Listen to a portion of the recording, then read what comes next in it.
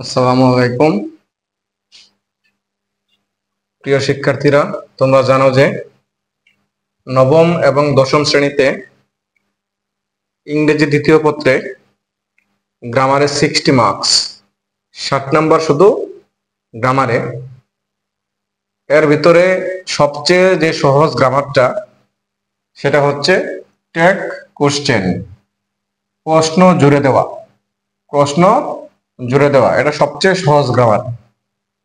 আমরা মানুষকে কখনো কখনো সংক্ষিপ্তভাবে প্রশ্ন করে থাকি, সংক্ষিপ্তভাবে তার সামনে প্রশ্ন উপস্থাপন করে থাকি। এই সংক্ষিপ্তভাবে প্রশ্ন করার নামই হচ্ছে ট্যাগ কোশ্চেন। আজকে তোমাদেরকে ট্যাগ কোশ্চেন সম্পর্কে প্রাথমিক ধারণা দিব। যারা এসএসসি 2026 বর্তমানে দশম শ্রেণীর স্টুডেন্ট, তাদের টেস্ট পরীক্ষা নভেম্বরের শেষ সপ্তাহে হওয়ার কথা। অনেকে আছো যাদের ইংরেজির কোনো প্রিপারেশন নেই, তারা যদি এই টেক কোশ্চেনের নিয়মগুলো দেখতে পারো, এখান থেকে তুমি 5 মার্কস কমন পাবে বা এখান থেকে তুমি 5 নম্বর পাবে। টেক কোশ্চেন অর্থ হচ্ছে প্রশ্ন জুড়ে দেওয়া। টেক কোশ্চেন করার জন্য আমাদের দরকার হচ্ছে সাহায্যকারী বার, সাহায্যকারী বার, আর দরকার হচ্ছে প্রোনাউন বা সাবজেক্ট বলতে পারো। আমাদের ট্যাগ কোশ্চেন করার জন্য প্রধান দুটো জিনিস দরকার, একটা হচ্ছে সাহায্যকারী বার আর একটা হচ্ছে প্রোনাউন। ট্যাগ কোশ্চেন করার সময় আমাদেরকে পরীক্ষায় হুবহু ডাক উঠিয়ে উত্তর করতে হবে। পরীক্ষায় ধরো ডাক থাকে এরকম,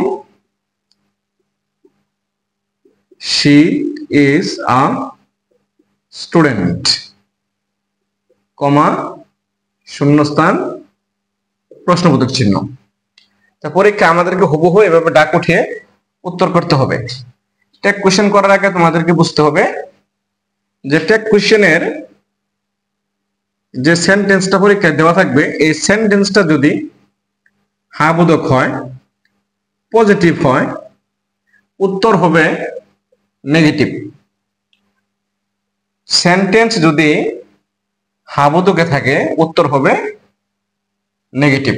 হ্যাঁ বোধকের উত্তর না বোধক দিয়ে করতে হবে। আমরা জানি যে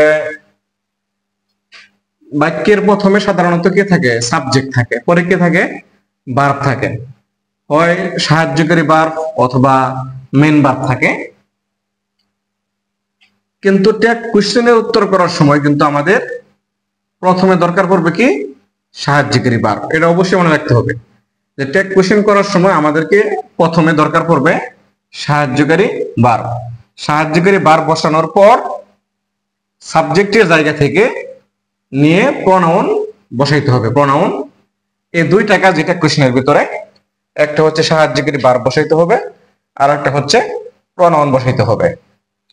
আর বাক্য যদি পজিটিভ হয় উত্তর হবে নেগেটিভ, বাক্য যদি নেগেটিভ হয় উত্তর হবে পজিটিভ। এটা হচ্ছে ট্যাগ কোশ্চেন সম্পর্কে তোমাদের প্রাথমিক ধারণা। ট্যাগ কোশ্চেন নিয়ে ধারাবাহিক ক্লাস দেওয়া থাকবে, যদি তোমাদের মন চায় তোমরা দেখতে পারো। এখান থেকে যদি 12টা বা 13টা নিয়ম পড়তে পারো ট্যাগ কোশ্চেন থেকে, তুমি এখানে 5 এর ভিতরে 5 পাবে, 5 এর ভিতরে 5 পাবে।